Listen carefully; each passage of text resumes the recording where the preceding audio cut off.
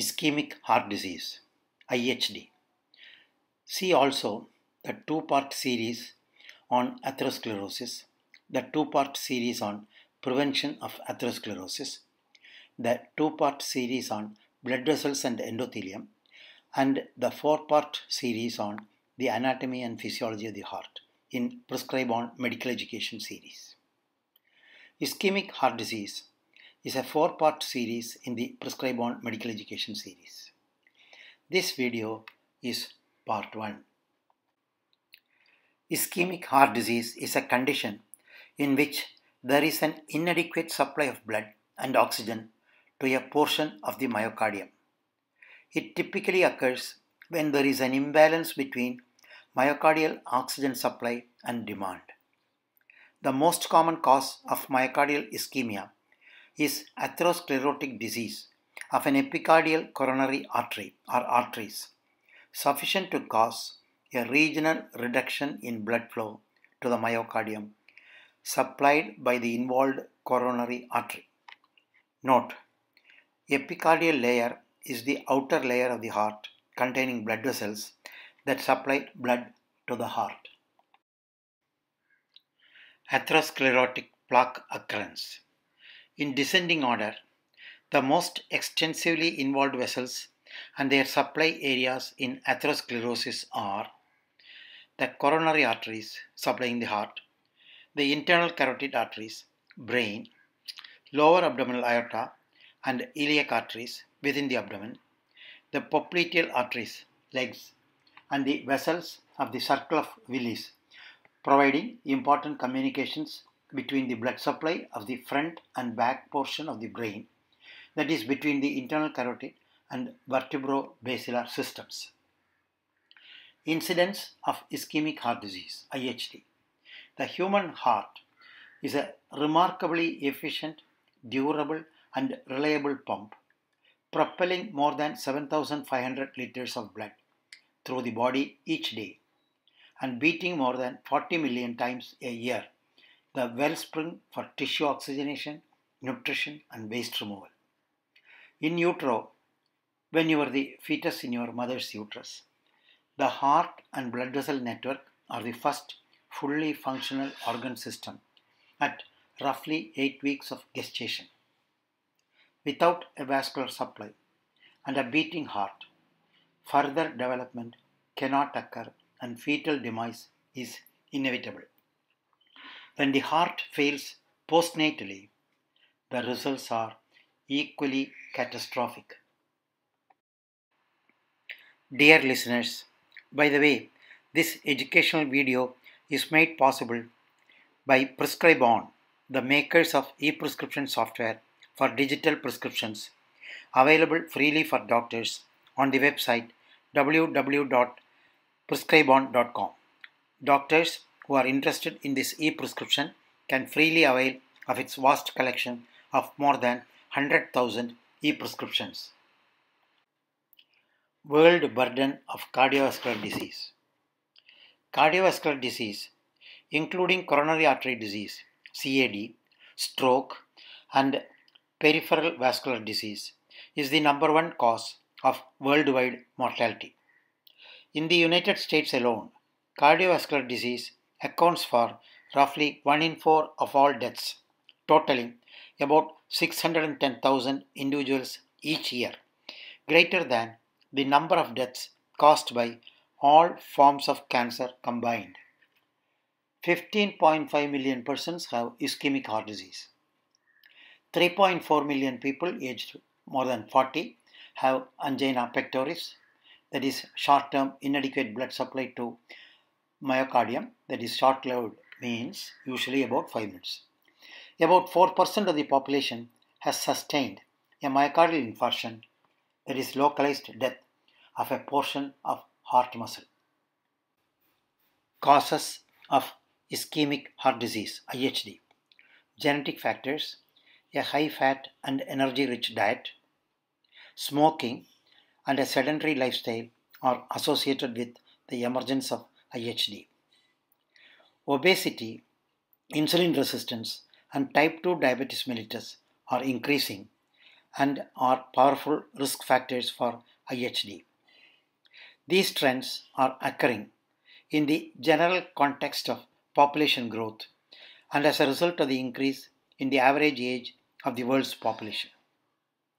With urbanization in countries with emerging economies and a growing middle class, elements of the energy rich Western diet are being adopted. As a result, the prevalence of risk factors for ischemic heart disease and the prevalence of IHD itself are both increasing rapidly. There is a shift from communicable to non communicable lifestyle diseases in South Asian countries, especially India and the Middle East. Symptoms of myocardial infarction (MI). Symptoms of myocardial infarction is diagnosed by clinical symptoms: chest pain.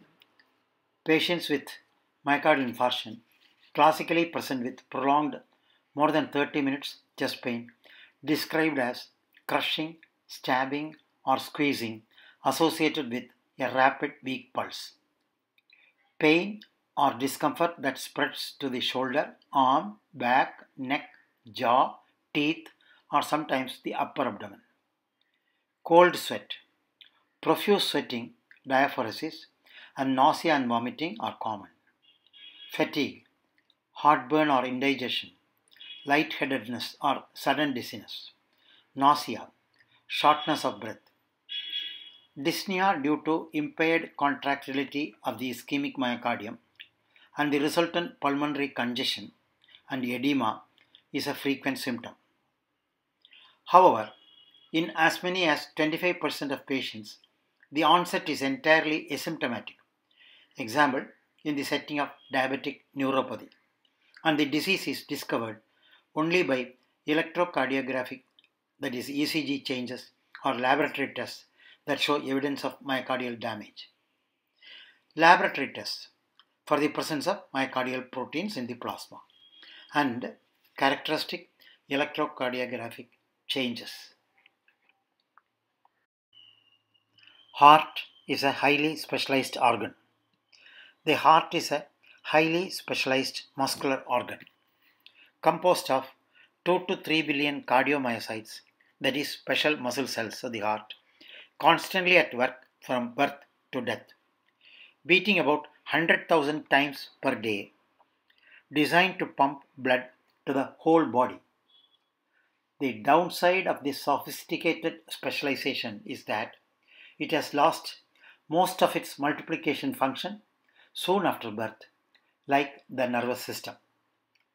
Later we shall see how sad but important this is whenever injury to the heart occurs. Abundance of mitochondria in heart cells. Each human cell has 100 mitochondria. Heart cells have 5,000 of them to power most of the chemical energy needed for the cell's biochemical reactions. The mitochondria form 20 to 30% of myocyte volume. Chemical energy produced by the mitochondria is stored in a small molecule called adenosine triphosphate (ATP) in the heart. Myocardium requires oxygen greatly. Myocardial energy generation requires a constant supply of oxygenated blood, rendering myocardium extremely vulnerable to ischemia. Nutrients and oxygen are delivered via the coronary arteries with the opening of the coronary arteries immediately above the opening of the aortic valve. These initially course along the external surface of the heart, that is epicardial coronary arteries, and then penetrate the myocardium, that is intramural arteries, subsequently branching into arterioles and forming a rich arborizing vascular network so that each myocyte contacts roughly 3 capillaries. The right and left coronary arteries function as end arteries, although anatomically most hearts have numerous intercoronary anastomosis, that is connections called collateral circulation. Blood flow to the myocardium occurs during ventricular diastole, after closure of the aortic valve, and when the microcirculation is not compressed by cardiac contraction. At rest, diastole comprises approximately two-thirds of the cardiac cycle. With tachycardia, that is increased heart rate, the relative distribution, the duration of diastole also shortens, thus potentially compromising cardiac perfusion, that is blood supply. Myocardial ischemia occurs when there is a mismatch between myocardial supply and demand for oxygen. In normal conditions, for any given level of a demand for oxygen, the myocardium will control the supply of oxygen-rich blood to prevent undersupply of myocytes and the subsequent development of ischemia, that is relative lack of oxygen supply, and infarction, that is absolute lack of oxygen supply. Blood flows through the coronary arteries in a phasic fashion, with the majority occurring during diastole when cardiac muscles are relaxed. About 75% of the total coronary resistance to flow occurs across three sets of arteries: large epicardial arteries, pre-arteriolar vessels, and arteriolar and intramyocardial capillary vessels.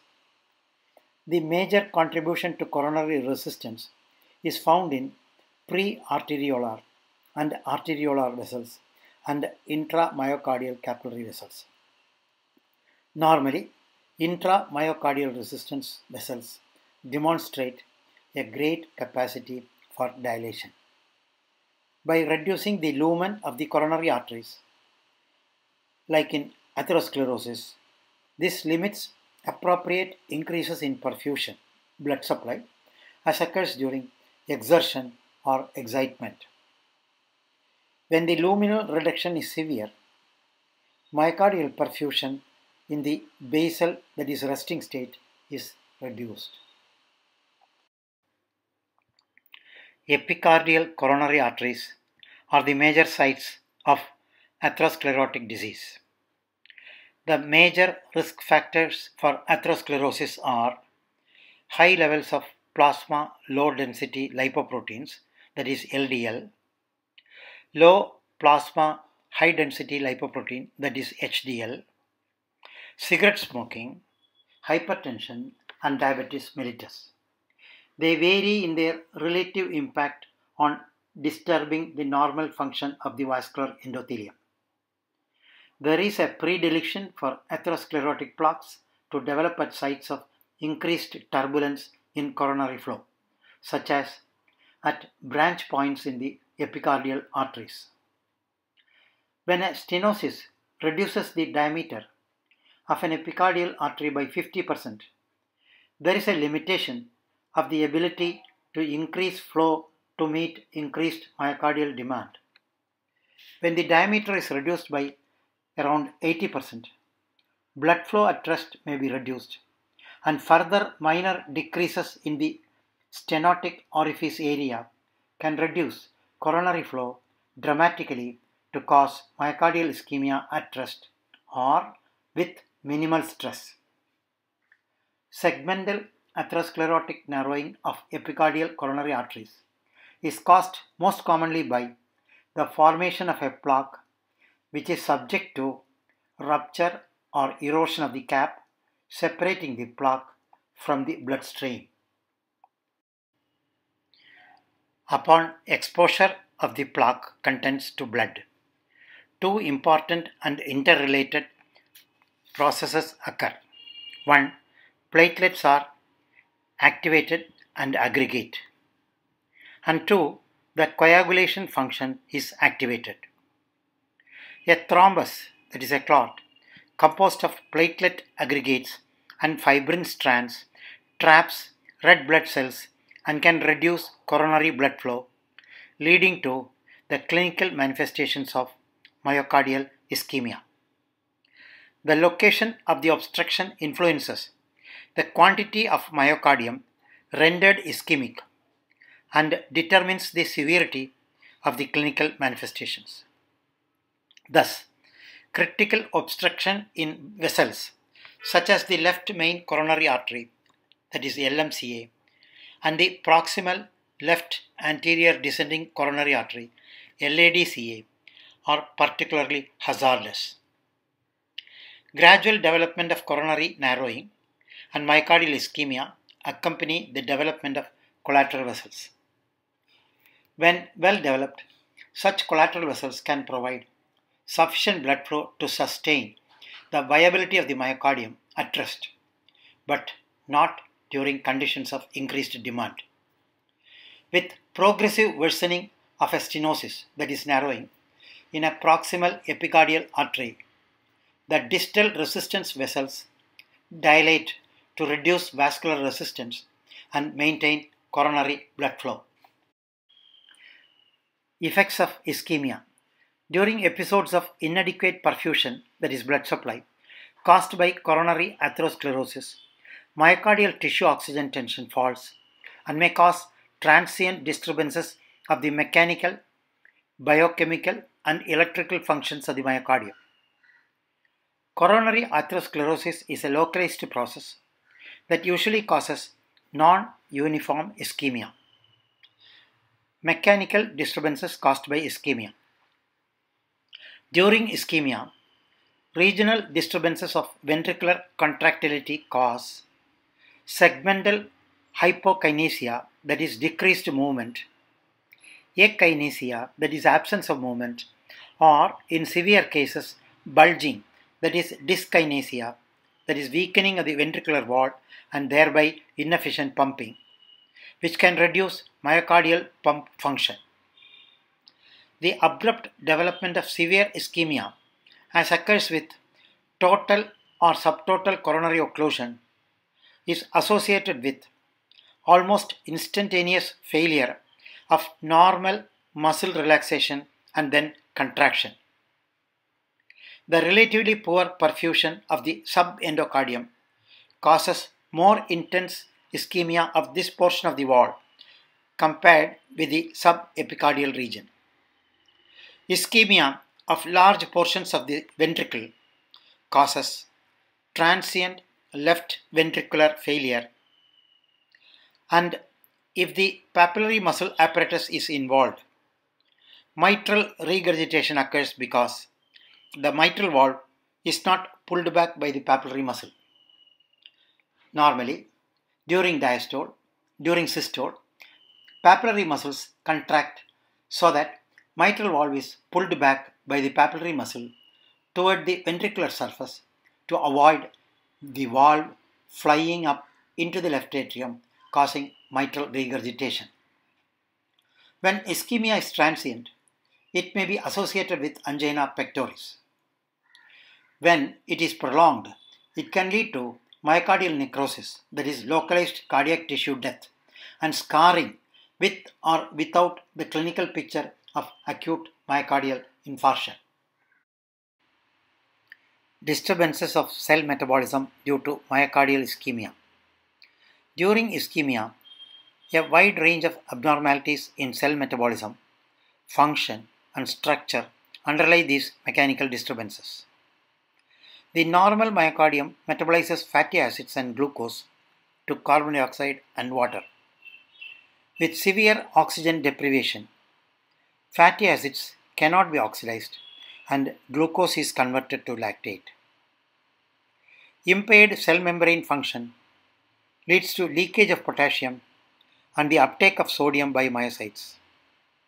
The severity and duration of the imbalance between myocardial oxygen supply and demand determine whether the damage is reversible, that is less than 20 minutes for total occlusion in the absence of collaterals, or permanent with subsequent myocardial necrosis for a duration of more than 20 minutes.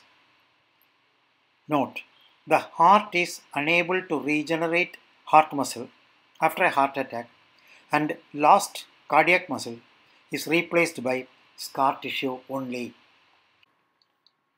Coronary atherosclerosis can begin before age 20 and is present even among adults who are asymptomatic during life. About 25% of patients who survive acute myocardial infarction may not come to medical attention. These patients have the same adverse prognosis as do those who present with a classical picture of acute myocardial infarction. Sudden death may be unheralded and is a common presenting manifestation of ischemic heart disease. Dear listeners, this is the end of part 1 of the 4-part series on ischemic heart disease. For other videos in this series, see Prescribon Medical Education series, Ischemic Heart Disease.